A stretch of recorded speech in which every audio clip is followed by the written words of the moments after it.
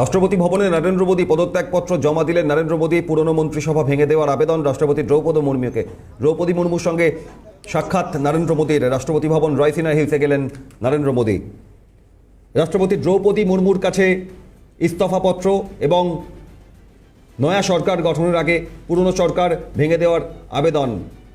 রাইসিনা হিলসে আজ রাষ্ট্রপতি দ্রৌপদী মুর্মুর সঙ্গে সাক্ষাৎ করতে নরেন্দ্র মোদী। বিদায়ী প্রধানমন্ত্রী ইন্দ্রাণী দাশগুপ্ত রয়েছেন। ইন্দ্রাণী, গোটা দেশের ফলাফল কি হয়? গতকাল দিনভর গোটা দেশে নজর ছিল, আর আজ পুরো নজর দিল্লিতে। তার কারণ ইন্ডিয়া শিবির বৈঠক, মোদীর রাষ্ট্রপতি ভবনে যাওয়া, সব মিলিয়ে ইন্দ্রাণী কি কি ছবি এখনো পর্যন্ত উঠে আসছে?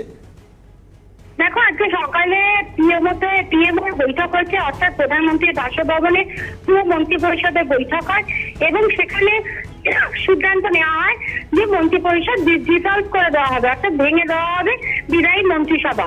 এবং তারপরেই আমরা দেখি প্রধানমন্ত্রী নরেন্দ্র মোদী তিনি রাষ্ট্রপতি ভবনে গেলেন এবং মহামহিম রাষ্ট্রপতি দ্রৌপদী মুর্মুর হাতে নিজের পদত্যাগপত্র তুলে দিলেন। অর্থাৎ যে বিদায়ী সরকার, যে সরকার এতদিন ধরে চলছিল, যার প্রধানমন্ত্রী ছিলেন নরেন্দ্র মোদী, তিনি তার সরকার ডিসলভ করলেন এবং তার পদত্যাগপত্র তুলে দিলেন মহামহিম রাষ্ট্রপতির হাতে।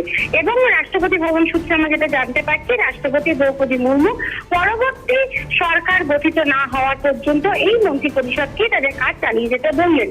এবং এনডিএ জোটের যে বৈঠক আজকে প্রধানমন্ত্রীর বাসভবনে কিছুক্ষণের মধ্যেই শুরু হবে। ইতিমধ্যেই নীতিশ কুমার এবং চন্দ্রবাবু নাইডু সহ এনডিএ জোটের অন্যান্য যে সদস্যরা রয়েছেন, জিতেন্দ্রাম মাঝি, তারা সবাই এসে পৌঁছে গিয়েছেন। এই বৈঠক থেকেই কিন্তু চূড়ান্ত সিদ্ধান্ত নেওয়া হবে এবং তারপর ফের সরকার গঠনের আবেদন জানাবেন প্রধানমন্ত্রী নরেন্দ্র মোদী এবং তিনি যাবেন রাষ্ট্রপতি ভবনে। সেখানে গিয়ে নিজের সংখ্যাগরিষ্ঠতার প্রমাণ দেবেন যে এনডিএ জোট সংখ্যাগরিষ্ঠ, অর্থাৎ ম্যাজিক ফিগার 272 তারা ক্রস করছে। তাদের অন্যান্য যে জোটের যে অন্যান্য দলরা রয়েছে, সেই দলের প্রধান হিসাবে তারা, বা সেই দলের প্রধান মুখ হিসাবে তারা প্রধানমন্ত্রী নরেন্দ্র মোদীকে, বা সেই দলের নেতা হিসাবে তারা নরেন্দ্র মোদীকে প্রধানমন্ত্রী হিসেবে স্বীকার করে নিচ্ছেন এবং সেই সম্মতিপত্র তিনি জমা দেবেন মহামহিম রাষ্ট্রপতির হাতে এবং সরকার গঠনের আবেদন জানাবেন।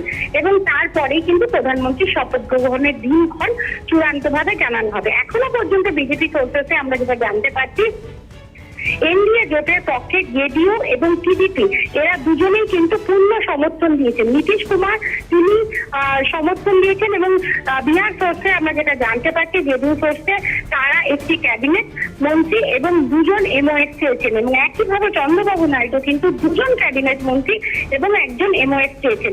এবং যদি এছাড়াও যে যে শর্তগুলো তারা দিচ্ছেন, সেই সমস্ত শর্তে যদি বিজেপি রাজি হয় এবং প্রধানমন্ত্রী বা বিজেপির যে শীর্ষ নেতৃত্বে রয়েছেন তারা যদি রাজি হয়, তাহলে সরকার গঠন কিন্তু শুধু সময়ের অপেক্ষা। একেবারে ইন্দ্রাণী, পরিস্থিতির দিকে নজর থাকবে আজ দিনভর। অনেক ধন্যবাদ।